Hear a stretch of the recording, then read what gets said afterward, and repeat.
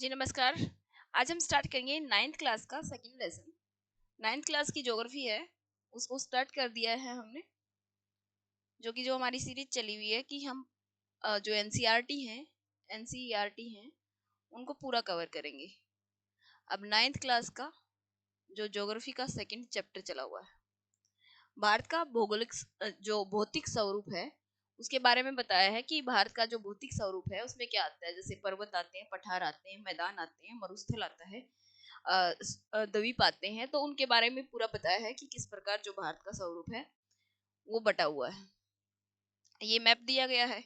इस मैप में जो हिमालय का है, जो एग्जिस्टेंस हिमालय का है, एक चापाकार में आकृति में जो है उसको बताया है।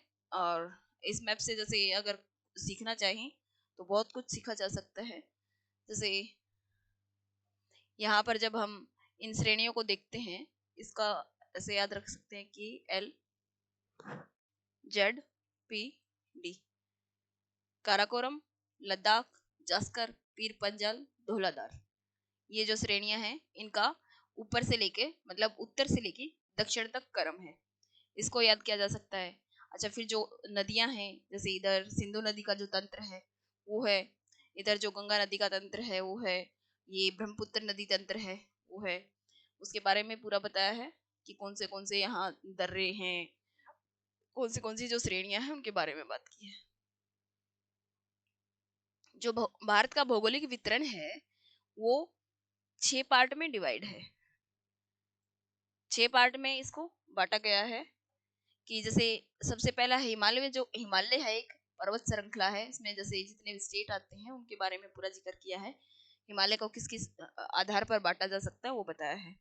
फिर उत्तरी के मैदान है, जो उत्तर के मैदान है वो कौन से जगह, इसमें कौन से स्टेट शामिल होते हैं, उनकी ऊंचाई क्या है, कौन सी नदियां यहाँ से बहती हैं। अच्छा, प्रायद्वीपीय जो पठार है उनके बारे में बताया है। जो भारतीय मरुस्थल है उसको बताया है।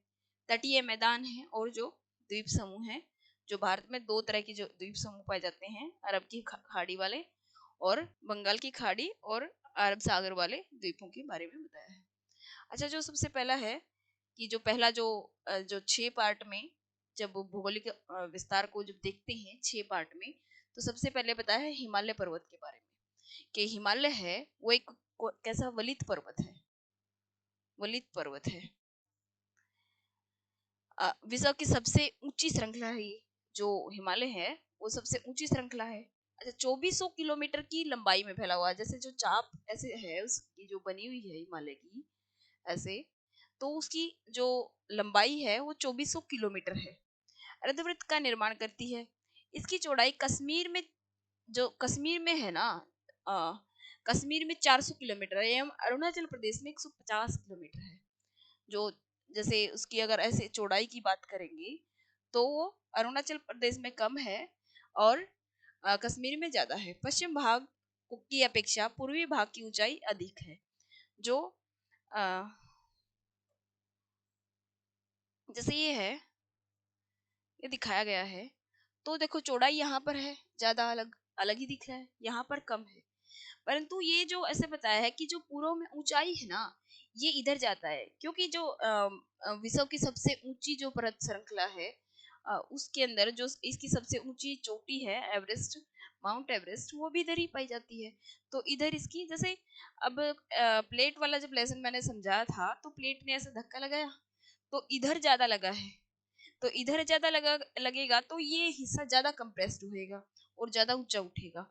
अगर कोई चीज को हम ऐसे धक्काएंगे तो वो ऐसे भीड़ी होके ज्यादा ऊंची उठेगी। तो यहाँ पर ये धक्का कम लगा हुआ है। अच्छा, फिर बताया है कि अपने देशांतरीय विस्तार के साथ हिमालय को 3 भागों में बांटा जा सकता है। इन श्रृंखलाओं के बीच बहुत अधिक संख्या में घाटियां पाई जाती हैं। सबसे उत्तर भाग में जो स्थित जो श्रृंखला है, जैसे जब हिमालय से हम देखते हैं, ऐसे देखते हैं, तो उसको ऐसे 3 भागों में कह रहे हैं कि बांटा गया है, कि ऐसे 3 भागों में बांटा गया है। उसको क्या कहा जाता है, सबसे ऊपर है उसको आंतरिक हिमालय या महान हिमालय, क्योंकि बहुत ज्यादा ऊंचाई है तो इसको ये कहा जाता है। सबसे अधिक सतत श्रृंखला है, ये मतलब एक लगातार श्रृंखला है, कहीं कोई जैसे पास नहीं है ज्यादा इसमें, तो ये एक लगातार श्रृंखला है। फिर क्या है, 6000 मीटर की औसत ऊंचाई सर्वाधिक ऊंचे शिखर है यहाँ पर।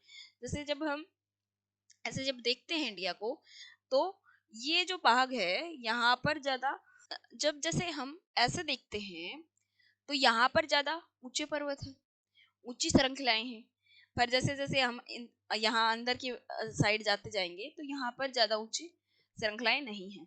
फिर पता है जैसे जो सबसे ऊंची जो पर्वत श्रृंखलाएं जो हिमालय के अंदर हैं, जो चोटियां हैं, उनके बारे में बताया है कि कौन सी चोटियां। माउंट एवरेस्ट है, कंचनजंगा है, मकालू है, धौलागिरी है।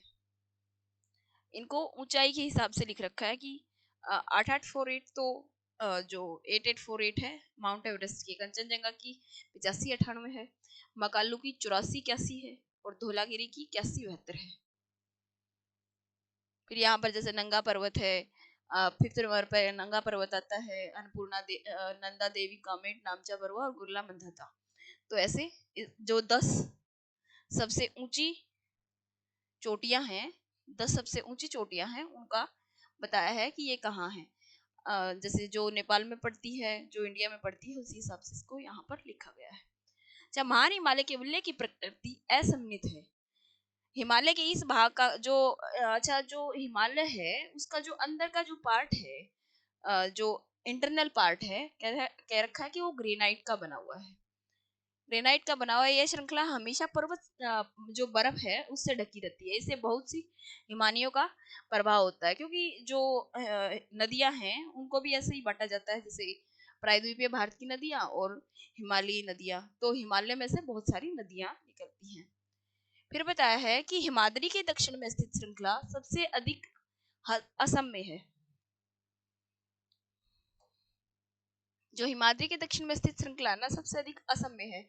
यह हिमाचल या निम्न हिमालय के नाम से जानी जाती है।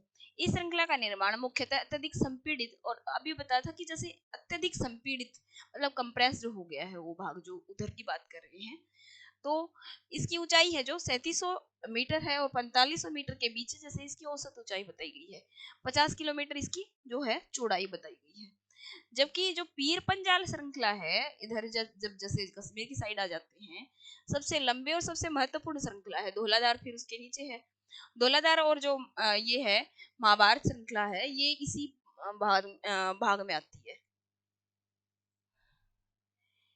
हिमालय की सबसे जो बाहरी श्रृंखला है, अच्छा जैसे 3 भागों में बांटा था, तो जो सबसे बाहर वाली श्रृंखला है, जब जैसे हम हिमालय को ऐसे देखते हैं ऐसे,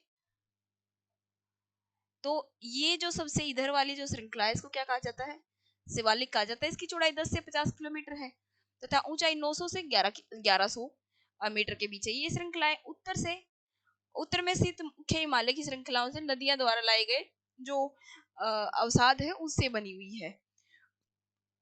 ये जो घाटियां हैं बजरी जलोढ़ की जो मोटी परत है उससे ढकी रहती है। हिमालय तथा शिवालिक के बीच में स्थित लंबवत जो घाटियां, जैसे जिसको दून बोलते हैं, वो इधर ही पाई जाती हैं। जैसे कोटली दून सुना है, देहरादून सुना है, वो इसी का ही एक पार्ट है। यहाँ पर फिर से वही है कि वो समझाया गया है कि कैसे अब ये बताया था कि लद्दाख जस्कर के KLZPD KLZPD, तो इसके हिसाब से यहाँ पर दिखाया गया है। ये यहाँ से शिवालिक श्रेणी स्टार्ट होती है, फिर ये जैसे यहाँ ये दक्कन का पठार है, और ये जो भारतीय मरुस्थल है इसको बताया गया है। इधर जो हिंदुकुश सुलेमान किरथार श्रेणियां हैं उनको बताया। फिर जो जैसे बताया है जो मेन मेन है उसमें ये कर लेंगे। जो हिमालय है उसमें मेन मेन ये है कि जैसे जब रिवर निकलती है जब हिमालय में से, तो उनको रिवर के आधार पर, जैसे रिवर ऐसे निकलती हैं, तो ऐसे भी हिमालय के जैसे बांटने का काम किया गया है कि जैसे हिमालय के जैसे नाम सतलुज और जैसे काली है, इन जो रिवर के नीचे के बीच का जो भाग है, जैसे सतलुज गई यहाँ से और ये इधर काली है, तो उसको तो क्या कहा जाता है, कुमायूं हिमालय कहा जाता है। परंतु एक और रह गया, सतलुज और सिंधु। यहाँ सिंधु है, इंडस जिसको बोलते हैं, फिर यहाँ सतलुज है, इसको तो पंजाब हिमालय कहा जाता है। फिर सिंध है, इन सिंधु, सतलज, काली, तीस्ता, ब्रह्मपुत्र, ऐसे इसको ऐसे मतलब इन 5 रिवर के आधार पर इसको बांटा गया है कि ये तो इसको तो क्या कहा जाता है, पंजाब हिमालय कहा जाता है, इसको क्या कहा जाता है, कुमायूं हिमालय कहा जाता है, इसको क्या कहा है, नेपाल हिमालय कहा जाता है, और इसको असम हिमालय कहा जाता है। जैसे बताया है कि सतलुज और सिंध के बीच के भाग को पंजाब हिमालय कहा जाता है, सतलुज और काली के बीच के भाग को कुमायूं हिमालय कहा जाता है, और काली और तीस्ता के भाग को नेपाल हिमालय कहा जाता है। और तीस्ता और जो दिहांग जिसको बोला जाता है, यहाँ पर जो रिवर है वो दिहांग बोली जाती है। दिहांग के जो भाग है उसको क्या कहा जाता है, असम हिमालय कहा जाता है। अच्छा, जो ब्रह्मपुत्र है हिमालय की सबसे पूर्वी सीमा बनाती है, जो रिवर ब्रह्मपुत्र रिवर है जिसको दिहांग भी कहा जाता है, तो एक गोर्ज बनाती है। तो गोर्ज क्या होता है, को दिखा देती हूँ। जैसे जब रिवर चल रही होती है तो अपने रास्ते में ऐसे, जैसे जब उसमें से निकल के आती है, पर्वत से निकल के आती है, तो ऐसे ऐसे खोदती चली जाती है इस हिस्से को। जैसे ये जब जितना गहरा होता जाता है, ये जितना गहरा होता जाता है, तो इसको क्या कहा जाता है, गोर्ज कहा जाता है। इसको क्या कहा जाता है, गोर्ज कहा जाता है। अच्छा, जो पूर्वांचल में है उनके जो श्रेणियां, उनके नाम बताए कि पटकाई, नागा, मिजो और मणिपुर की पहाड़ियां इसी में आती हैं। अच्छा, सेकंड पार्ट है। अच्छा, हिमालय के बाद हम यहाँ ब्रेक ले लेते हैं, इसको काफी बड़ा लेसन है, जो 5 पार्ट है इसकी वो नेक्स्ट लेसन में पूरा कर लेंगे। जय हिंद, थैंक्स फॉर वॉचिंग।